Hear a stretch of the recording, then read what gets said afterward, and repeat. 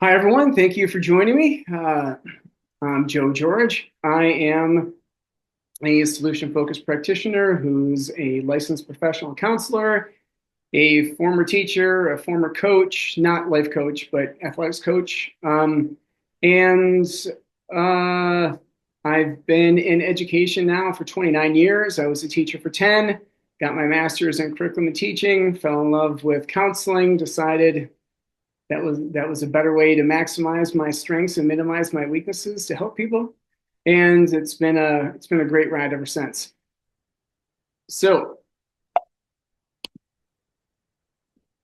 I believe I'm biased, and I believe a lot of the presentations are best when they focus on the why, the what, and the how of whatever they're covering, but specifically spending the most time in the what and the how. So that's what we're going to do. So, as most of us know, but if you don't, here's a brief, fast 40-year history in about 2 minutes. Um, it all started back in the day with Steve DeShazer, Insoo Kimberg, and their cohorts over in Milwaukee at the Brief Family Therapy Institute. And they were artists of sorts. And you guys might not know who Bob Ross is, but if you're an American who is over 40, you recognize him from, he had a painting show on PBS, and he would always create happy little trees. Well, the Brief Family Therapy Center, they created a happy little tree that we call solution focused brief therapy. And they were led by Steve Shazer and Insoo Kimberg. And in the 80s, when they started really to get rolling with this, Steve and Insoo, Steve specifically, started writing a lot. And they both started presenting. And when they really wanted to roll around in what works to help people get what they want rather than analyzing problems, um, it was exciting for a lot of practitioners around the world. And some people really dove into it quickly. It seemed to actually catch on in Europe even more than the United States, even though it was an American creation. But it caught on all over the world, as people in this presentation epitomize. Well, when I started getting training, I originally started playing around with the solution focus approach in 2005 when I was in grad school. But I was unwittingly looking at it from a problem focused model. So I didn't really get it. It wasn't clicking. So I went into choice theory, and that's really what I rolled around in for a long time. But then in 2017, I came back into the solution focused world and ended up getting trained. And I'm a person that at the time you couldn't get trained online, and I wanted to do it in person anyway, just because I'm better that way, and I didn't want to just go from books. And I was living in Moscow, Russia at the time, because I was in international schools for 16 years. I think I failed to mention I'm a school counselor now. And so in this, I lived at a school that let me use my professional development time, and I split it over 2 years. And I spent 8 days working with Evan George, Chris Iveson, and Harvey Ratner a little bit, but mostly Evan. And I got trained in solution focused approach originally from Brief. And Chris Iveson originally dubbed, I've heard him call it two different things, both the museum model and the art gallery model. But generally, it breaks down as, you come in the front, you generally follow a specific path, but you have the freedom to roam around and look at what you want to look at. And then you exit through the entrance, you exit through the exit, through the gift shop. And when I got trained, I thought this is how it was supposed to be done. This was the one way that it was done. And then I wanted to watch videos, and you couldn't find, you can only find a couple of free ones online on YouTube at the time. And I discovered Elliott Connie was selling them on his site and through memberships. So I did that. And this is when Elliott and Adam were creating the diamond model. And to me at the time, it really tasted and smelled a lot like what was being done at Brief. But it wasn't working for me in schools. And because in American schools, specifically in well, I'd like to say not just in schools, but in American schools and in American international schools, you have to be able to use the solution focused approach in like 5 to 25 minutes. You can't do conventional sit down therapy. And Evan helped me come up with a structure that I could use in schools, but it wasn't clicking totally. Then I discovered Linda Metcalf's solution focused genius model, which had a lot of similarities and pared it down into a more usable fashion. But in all of this, I was realizing that I needed to learn more about how it was originally done, just because I mean, I knew that the guys at Brief learned it from a book, even though Steve became their mentor and they worked throughout the 90s with him. But I wanted to learn more. And then I kept discovering more and more techniques, like Arnold Heiber's circle technique, which juxtaposes the goals and the strengths bouncing back and forth. And I was just like, okay, I want to learn more. And I discovered Debbie Hogan in Singapore over at Solution Focus Academy. She was giving trainings through ESD, and I was like, okay, I'm diving in just because I wanted to know more. And you would think I would be really clear by then, but this is kind of how I felt after several years of doing this. So then I thought, okay, really, why isn't there a unified approach? Why does there seem to be so many variations? And the Solution Focused Brief Therapy Association thought the same thing back in 2013. They were getting scared about all the variations they were seeing. So they got the group of experts together to create a pattern, to create the roots. And so this clears everything up, right? No, it didn't for me. So being a guy who had a bunch of different degrees and certifications already, I decided I needed to deconstruct these. And unfortunately, like a lot of us, when we're in academics, we use a problem focus analysis to do this, which is what I did too. And so I looked at, okay, what are the differences with how all these different people start? Well, you could build one side. Now I'm going to generalize a lot of things into two main camps. It's not about, to me, it's not about right or wrong. It's about understanding how different people are doing it. And so if you don't fully agree with this, I'm sorry. This is just a simplification on something that's a college course. So one side really focuses more on starting with building the rapport. And the other side has a tendency to more often jump in and look at what are the best hopes to start co-constructing together. Then with the two sides I'm referring to, one side kind of has more of like a Tai Chi kind of flow in that they generally try to follow the client more, whereas another side tends to have more of a path. And the emphasis in all this, everybody in the solution focused world says they're client focused, and they are. But because of the flow that I was just mentioning, some people tend to follow the client a little bit more. If they get into problem talk, they allow a little bit more because they feel it builds the rapport and maybe it'll help them vent to spring forward. Whereas the other side really kind of looks at, well, what would you like instead? And but they really focus on the types of questions and wording to really guide the path. And then also there's a variation with one side really just spends a bulk of their time together looking at the exceptions of when the problem isn't so present. Whereas the other side really tends to, even though they do look at exceptions, they spend more time building the preferred future, looking at what is it like after they have what they want. And even with the exceptions, one side looks more at the incidents when things are navigated successfully, where the other side might do a little bit more with resource talk, looking at all of the resources that the people bring to the table. And then even the ending is a little bit different. One side is more traditional in that they'll be very conscious of giving very specific compliments and even stopping the session before they complete it and writing down a list of compliments to share and reflections, and often even giving homework. Whereas the other side just has a quick wrap up, and it might even just be, well, look for what's working, and let me know if you want to talk again.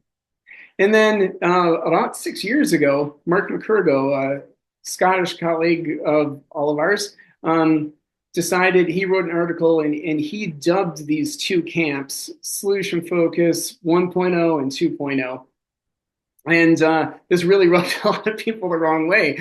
And so, and then Harry Corman wrote a response in which he was defending the what I will call the original group, and he called it 3.0. But the whole point was when I'm doing all this, it's like it's like a beautiful snowfall. Okay. Snowflakes are made of similar molecules. So why focus on the differences when we all do the same good stuff? So what is that good stuff? What does everyone mostly agree upon? Well, they mostly agree upon that the clients have, we have to nurture the hope that they bring to the table to bring out their abilities. And they are the experts in their lives, but we help them, we co-construct with them to build forward by identifying and building upon their best hopes and their key desires. And this is a minor variation, but they do it for the same purpose. Whereas the traditionalists will focus on the miracle question and to springboard over the problem to look at the preferred future. And the other side will look at the tomorrow question, which is basically the same thing, but they take out the metaphysical aspects. And it's more pragmatic, but it's used for the exact same intention in the exact same way.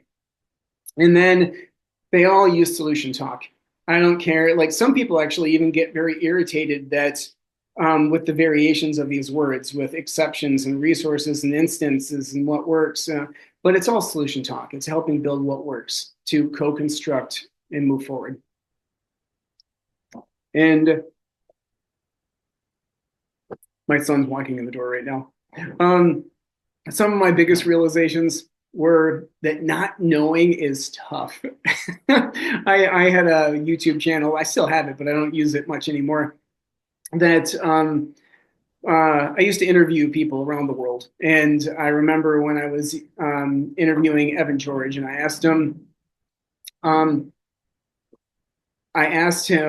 did he ever use this as a parent? And he said, no, not really. And I thought it was funny. I was like, how come? He's like, not knowing is tough when you know. If your kid's not doing your homework, his homework, you know what he should be doing. It's hard to take a not knowing stance.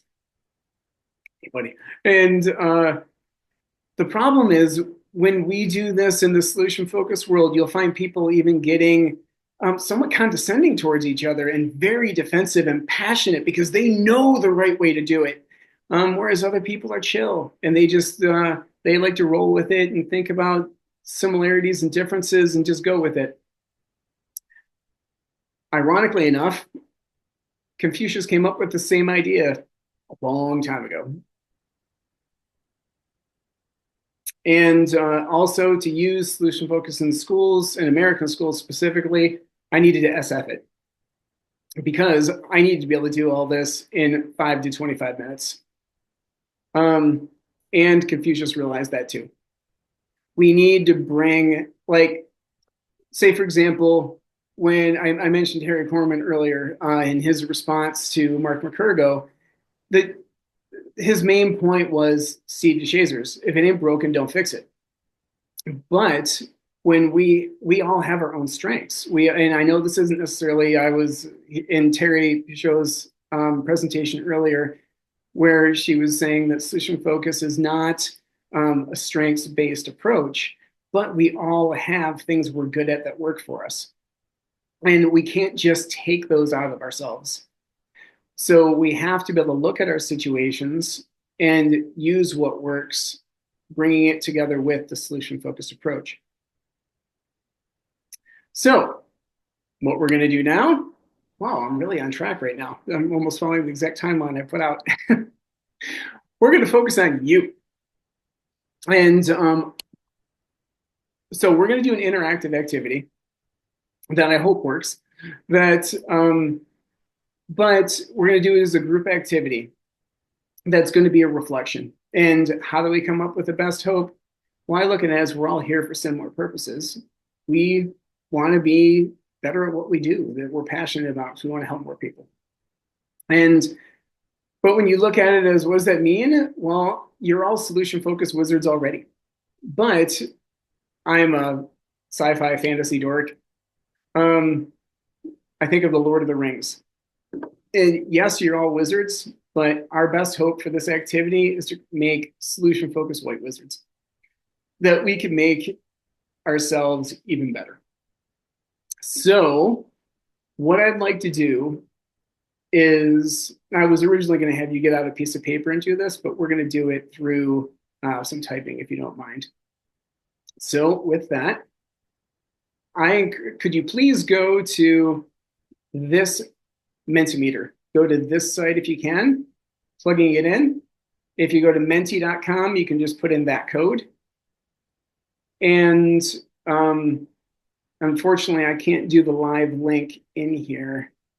But if you type in into your URL, open up a new tab, menti.com, hit return, and then put in that code 17221484. And I am Just said, Yeah. when I put it on my phone, it takes me to what does your 10 look like? What are the first small signs? Is that what we should be yes, getting? exactly. And that's I'm about to share to that as well. Wait, Oh, will you And no repeat code the though. There will wasn't a you code or repeat the anything. code again? and let me go back to Zoom and share that screen. And so with this, I want you to think, but don't type yet. Take your hands off the computer, please. And what I'd like you to think about is close your eyes for a second. And our best hopes are to be solution focused white wizards. Well, miracle is going to happen any day now, and we don't know when, but it's going to happen when we're sleeping. And when we wake up, we're going to be those solution focused white wizards, but we're not going to know it. What'll be the first small signs that something is different? Please consider sharing. What will it be for you?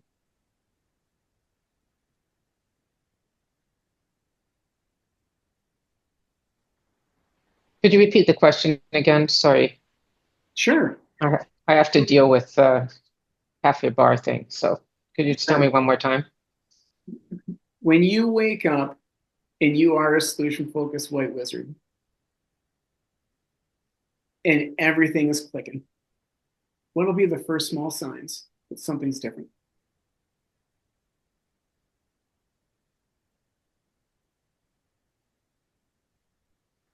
And I just realized when I share my screen, it locks at that moment in time. So I actually have to unshare and then move it over. Or has no one put any responses yet in? Can someone just type hi? Even there, one response. Thank you. So, what'll be the first small signs? Someone said, I'll be more humble.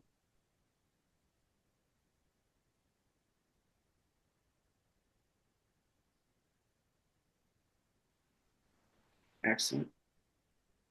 When people approach me at work, my initial response will be to formulate a question and allow them time to process their own answer.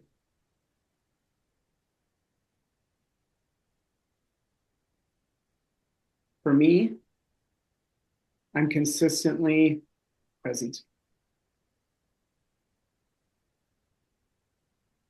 Who will be the first to notice that something's better for you? That something's different?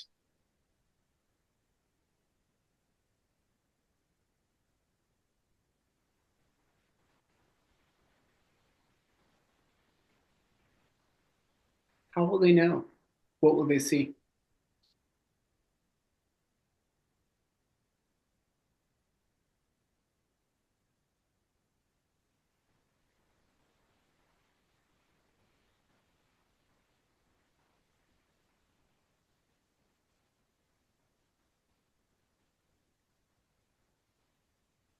What else?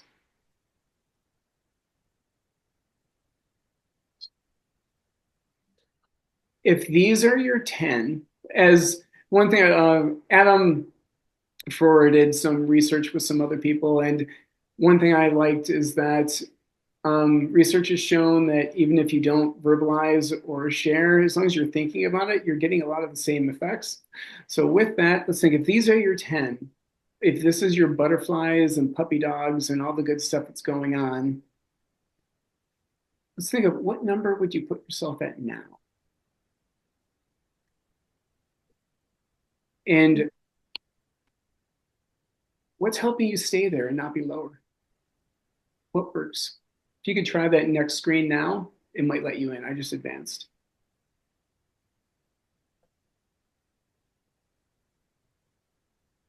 What helps you stay at the level you're at right now? What's the good stuff you bring to the table?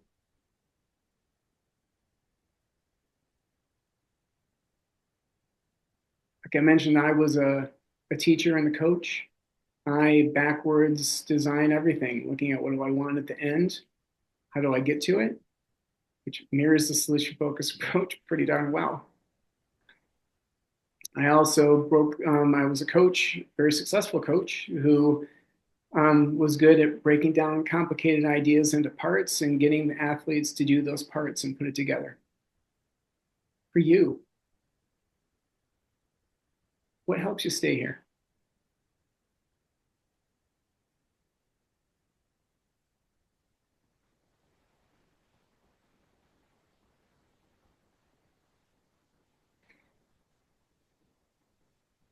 When the things are really clicking, who's with you? Who notices?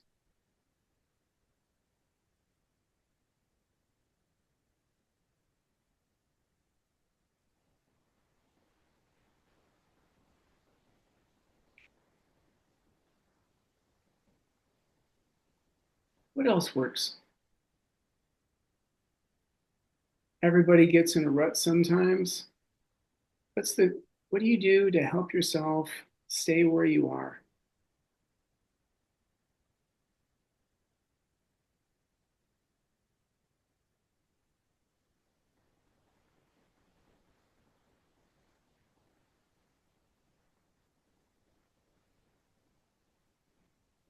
What else?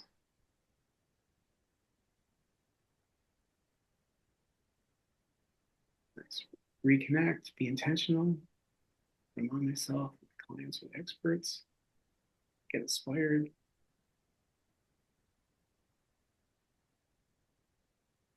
So look at all the good stuff that you guys are already bringing to the table.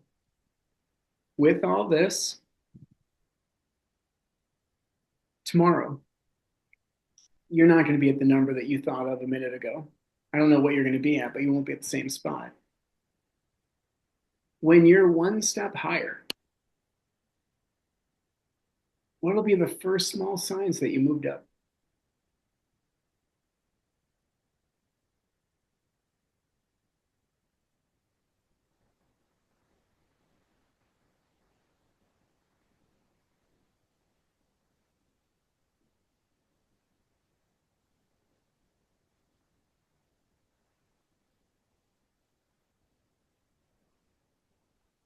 Who will notice? What will they see?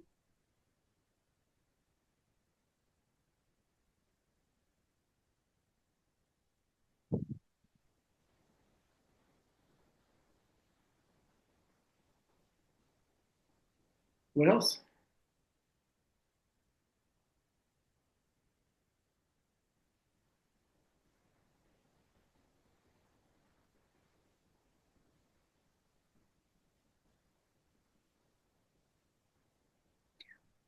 What do you need to do tonight to make that version of yourself, make that white wizard show up tomorrow?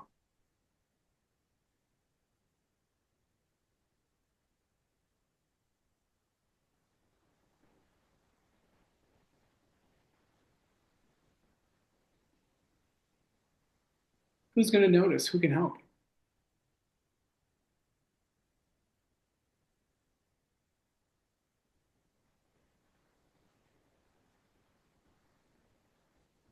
Someone said go to sleep earlier for that last hour before bed.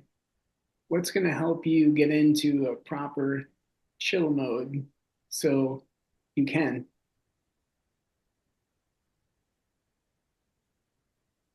And what time are you going to bed? I'm going to stay off my phone. Where will your phone be when you go to sleep?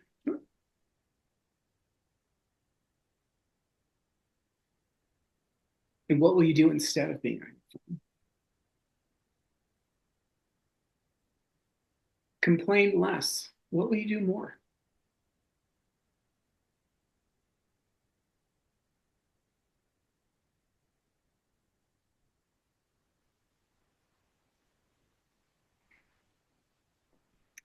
And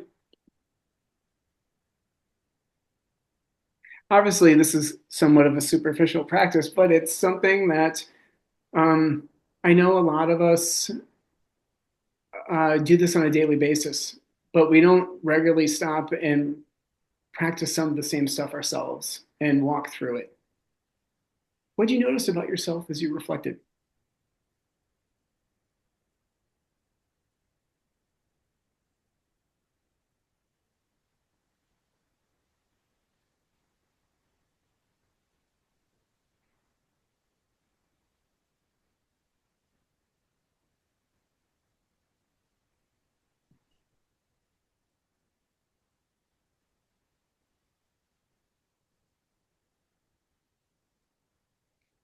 Thanks for sharing that. How quickly I go to stating what I won't be doing. But you caught yourself and redirected. How'd you do that?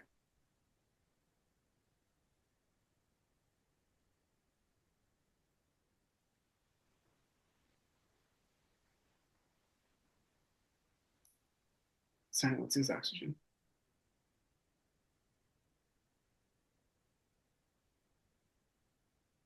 Ah, thanks for sharing that.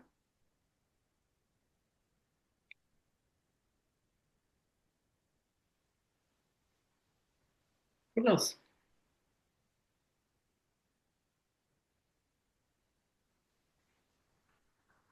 Oh,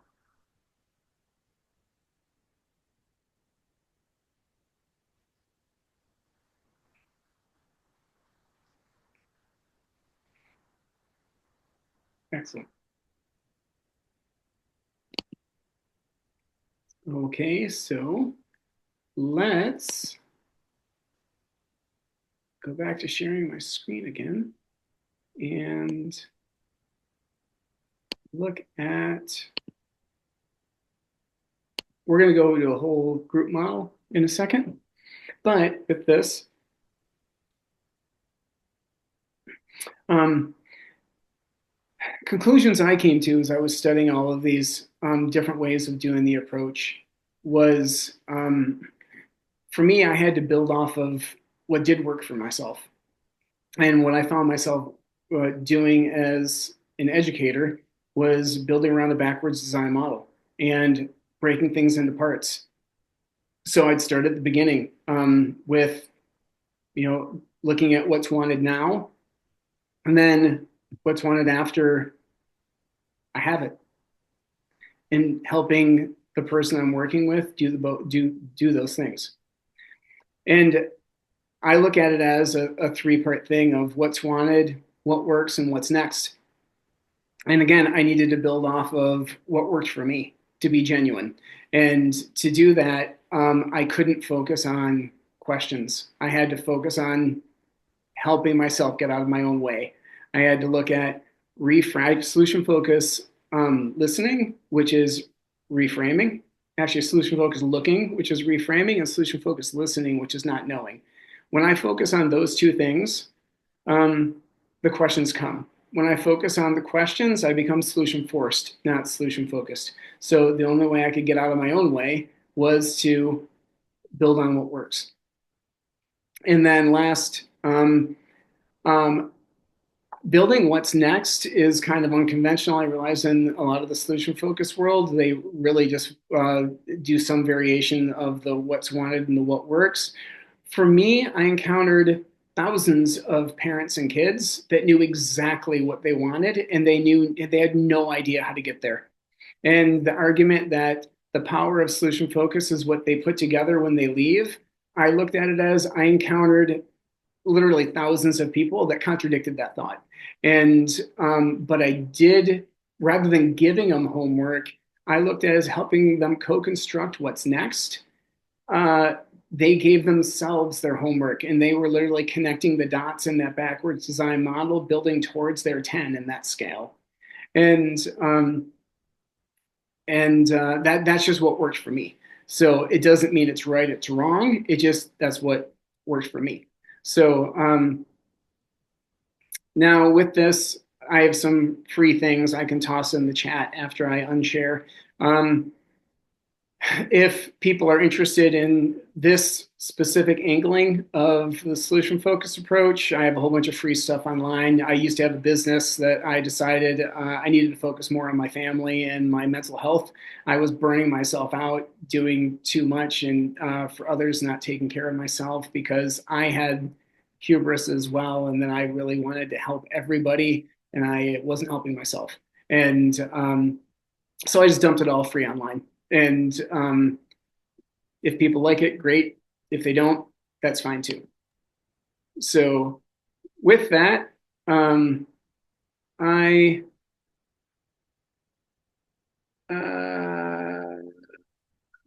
looking at the chat.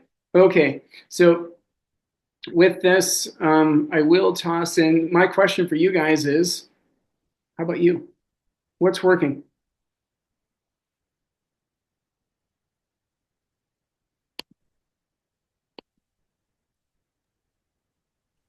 Would you like a reply now? You want an actual answer to your question? I'm sorry, what's that? Was that a question for us? My question was, how about you? Okay. What's working? What kind of things do you think help you find your groove? Um, and what's your general opinion? Thank you for sharing, George. It's been interesting. It's been really insightful. I work as a manager and I've been solution focused for many years, but the last few years I haven't done any training. But I did a workshop this morning, and it was just nice to kind of revisit for me some of the old virtues and like the whole inductive approach. And I was just thinking in your introduction about nice people. It actually, if you go with what works, you don't have to worry so much about arguing with other people because if it works for them, fine. And so I think I have really, the last few days where I've prepared and today, I really come back to kind of, okay, I have to find out what works for me and not try to copy other people or worry so much about what other people do right or wrong. If it works for them, God bless them. Thank you for sharing that, Michael.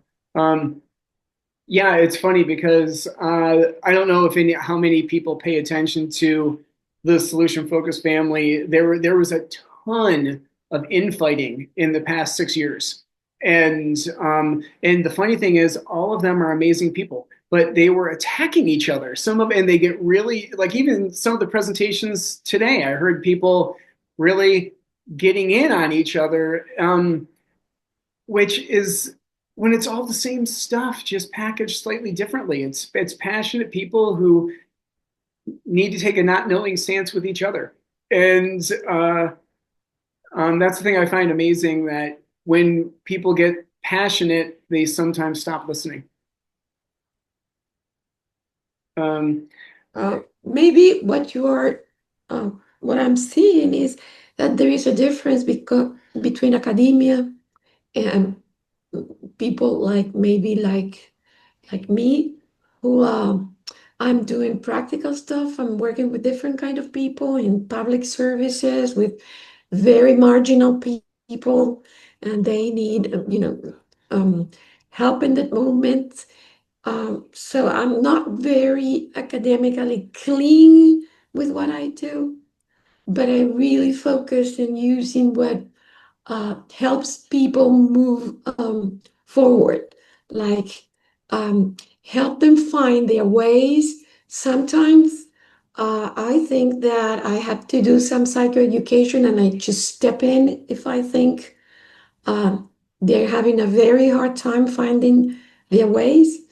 Um, and I think there is this a thing with flexibility and adapting to uh, your own practice situations and what you have in hand, and try to do what feels more honest for me using the resources I have in hand, and sometimes not, maybe not being so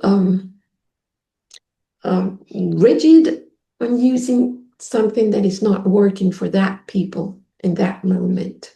Well, thank So you. I feel maybe it's my age. I don't know. I have a long time doing stuff, and I don't care about what others say. I just care what my patients, my people tell me, and when I see them moving forward. Yeah, validating. And some people get so into the approach, sometimes they forget about the importance of validating before you do anything and acknowledging that, wow, that's hard. How you doing it? And staying genuine. Um, I don't know if you caught Terry Pichot's thing. She gave an analogy of wearing different shoes in different settings, and I look at it as they have to be comfortable shoes. So yeah, they have to fit you. So um, there's only a we wrapped up a little bit early because I wasn't sure how many people were going to show up and how many people wanted to share reflections afterward. Um, does anyone else have anything that you want to kick around? I just had a funny moment that I want to share with the. It was just because of the font. One of us shared.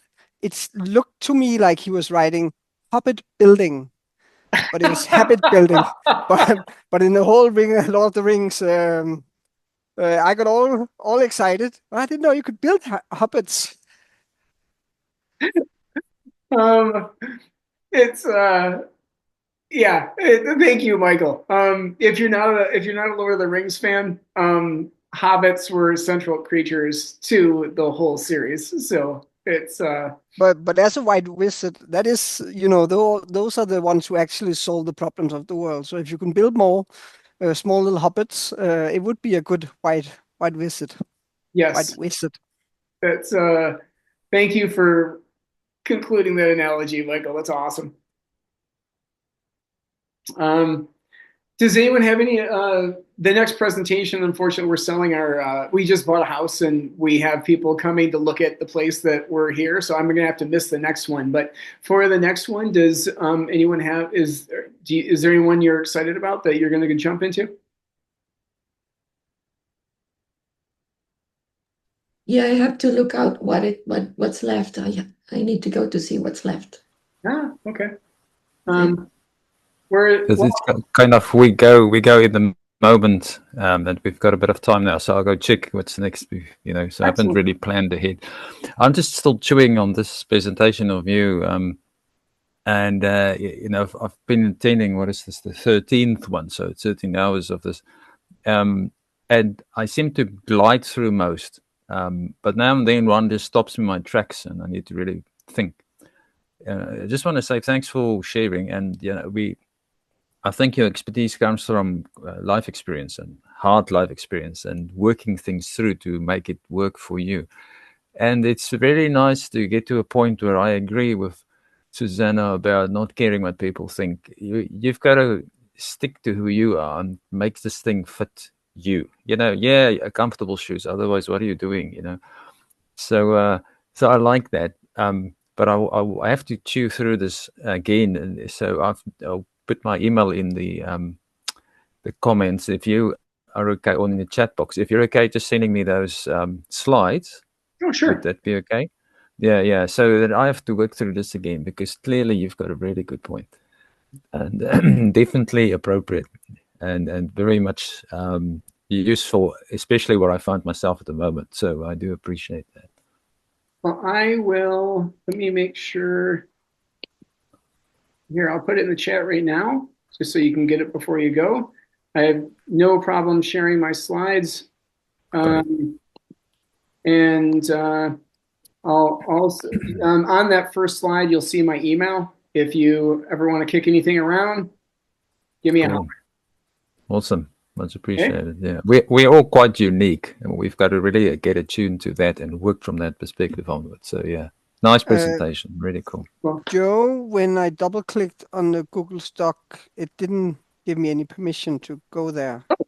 Okay, thank you for bringing that up, Michael. Before you guys go, let me fix that.